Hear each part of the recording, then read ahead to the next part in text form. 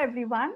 This is She Works, a podcast by Avatar based on our hugely popular study, Top Cities for Women in India, popularly called TCWI.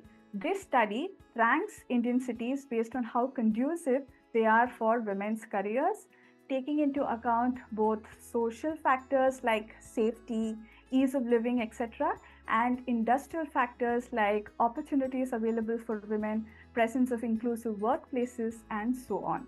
So, this study has completed 4 very successful editions. And to further strengthen the study, for the 5th edition, we are launching this podcast to gather real life stories from women working across cities in India. Today, we're going to be talking about a city that's very special to me. I visited this city almost every summer as a child to go see my grandparents. It is the city of dreams, the economic capital of India, no prizes for guessing. It is Mumbai. And joining me today to talk about Mumbai is Juneli Roy, branding and corporate communications expert who has worked with top companies across cities and who's worked in Mumbai for the last 10 years. Thank you so much, Juneli, for joining us today. It's lovely to have you with us.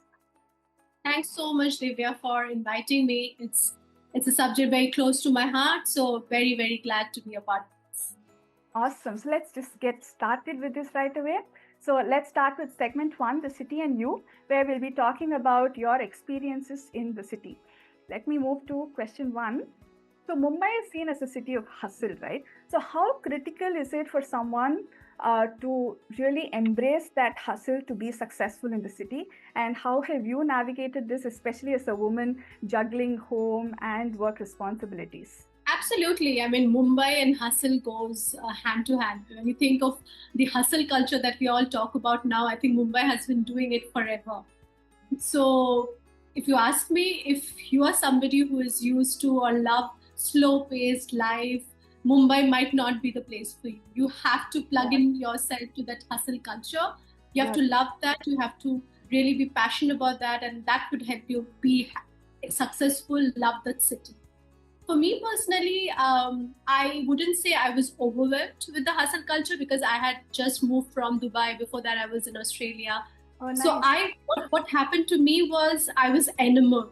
I was very excited to see the level of professionalism, the way people would just turn up no matter what is happening around them, no matter what the situation outside, weather or whatever is happening in the city, people will just turn up. There is the level of professionalism was outstanding, and it kind of enamored me. And like I say, you can either love the city or hate it. There is no not being neutral with Mumbai. So yeah, I absolutely love it. And I think you have to love the hustle culture to be able to love the city. Got it. I can relate to that. So Mumbai. So now moving on to cost of living, which really impacts many of our career decisions, right? So Mumbai is known for its high cost of living. So how has that impacted your career choices? Has it impacted your decisions in any way? So in Mumbai, when you talk about cost, time is also a cost for you here. I mean, it's a currency. So you have to choose whether you want to save time or save money. If you're somebody who wants to stay close to office, close to wherever your workplace is, you'd save on time and you can utilize the time in whichever way you want. Or you can save money, stay really far, and so on and so forth. So for me personally, I saved on time. I always stayed close to office. That gave me a lot of peace of mind, a lot of flexibility as to choose as to what I want to do. Also the local travel, you can use a lot of local travel options. That also helps you. But yes, of course, it's a reality. Cost of living is a reality, and you need to know how to navigate it. Got it. Now moving on to the famous or the infamous Mumbai rains. So do you have a monsoon survival routine? I'm also asking this as someone who does not really enjoy the rain so much. So do you have any tips for people? Does it impact your everyday work?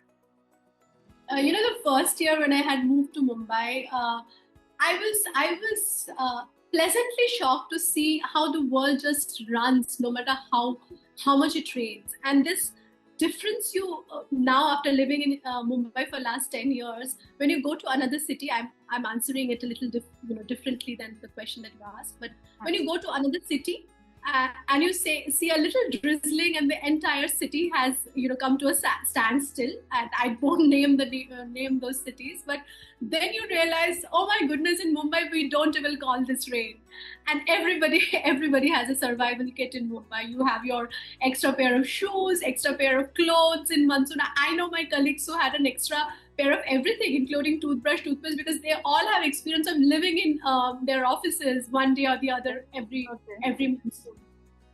But particularly, I have a very fond memory of monsoon. There was this, I had left office at around 6 o'clock. It was monsoon, it was peak monsoon. And we were stuck in one traffic and a very infamous traffic signal in Sakinaka. Anybody in Mumbai would know that. We were all stuck in the traffic for 45 minutes. And then two bikes collided with each other. And I was expecting there'll be a big showdown, and people will, both of them will do something, have a fight or something. But they just smiled at each other and they passed through. And that is the real thing about Mumbai. That's the culture. That's the passion of Mumbai. People just live with whatever, and resilience, I think, is what you can term it as, and that's how people just live in the city. Awesome. So nice to hear that. So let's move to segment 2 now. The city in motion. This is a rapid fire round. So local train or cab rides? What's your pick? Mine is cab ride for sure, but for romanticism, local train. Yeah. Got it. Street food or cafe hopping? Again, for me, it's cafe hopping. Is Mumbai more about luck or grit? Grit for sure. Luck is transient, but grit is what would keep you hanging there. Got it. That's a valid point. Now let's move to segment 3, the takeaways. So what can women do to succeed in Mumbai? Can you please share some practical, actionable tips? Is there something that women can do differently? Especially women juggle so much, right? In any city. And in Mumbai, does it become a little more difficult? What can women do to succeed here? Yeah, absolutely. You're right. I mean, it's difficult for most cities, many cities. But in Mumbai, it's a city which never sleeps, literally. People will be in office forever. So for women who have to go back home to be at home, it's important to set your boundaries from the beginning. And in my experience, I've seen people being very professional. They respect your time. It's not like they wouldn't understand when you try to set your boundaries. Because in India, we generally don't respect time. At least in my experience, I'm sure a lot of people would disagree. In my experience, I've seen when you set your boundaries, of course, you have to do your work. I mean, everybody will value that. The other thing that really helped me was, instead of balancing work and life, I tried to blend it in, so you really can't draw boundaries much. In my experience, that has really helped me. So something like that helps you. You could probably do that too. You could try blending both of it. And the other thing is, you have to be really, really adaptable. Things move very fast here. You have to grow, you have to learn, you have to be consistent at it. You have to be on it all the time. And you have to be intentionally visible. You just can't sit in the corner of a table, do your good work and expect somebody to come and help you and appreciate you. You might, that might be your luck working, but you have to be very intentionally visible and ensure that you're raising your hand. Even if you know half of it, if you like doing something, you should raise your hand and go for it. You learn it in the, on the way. But you should be visible intentionally within your organization. Awesome. Very, very useful points there, Junali. Particularly the point about blending work and life. That is something we at Avatar always, embrace, work-life integration over work-life balance, right? So that's a really good point. Thank you so much for sharing these tips. So moving on to the next question, Junali. So from a city perspective, what can really improve in Mumbai for it to, become more conducive for women to succeed here? So first and foremost would definitely be more support for childcare. I think more organizations should have a creche available to them, especially for, it would be something which would be very required for women who do not have support at home. I know a lot of organizations do, but it's still something that is not prevalent as much as it should be. And second is the infrastructure of the city. I mean, people are resilient. People have gotten used to the traffic and the digging of the roads everywhere. But it's not something to be, when you're Mumbai, when you're the financial capital of the country, it leaves a lot to be desired. So these are the two things that comes to the top of my mind when I have to think about this. Okay. Now moving on to opportunities in Mumbai, right? We know that Mumbai is a land of opportunities, but what can women actually do to access those opportunities? Is there, some network of women that you can recommend? Is there any, steps like these that women can take to actually utilize these opportunities to their fullest? There are a lot of network that come up these days, but networking as such is very, very important within your organization, with your peers, and physical you going and meeting people. I know it's not easy for many people to go and be able to talk, but that has become such an important thing, because no matter how good you are, there are so many others who are as good or even better. So what differentiates is you being able to network, you being able to talk about how you can impact.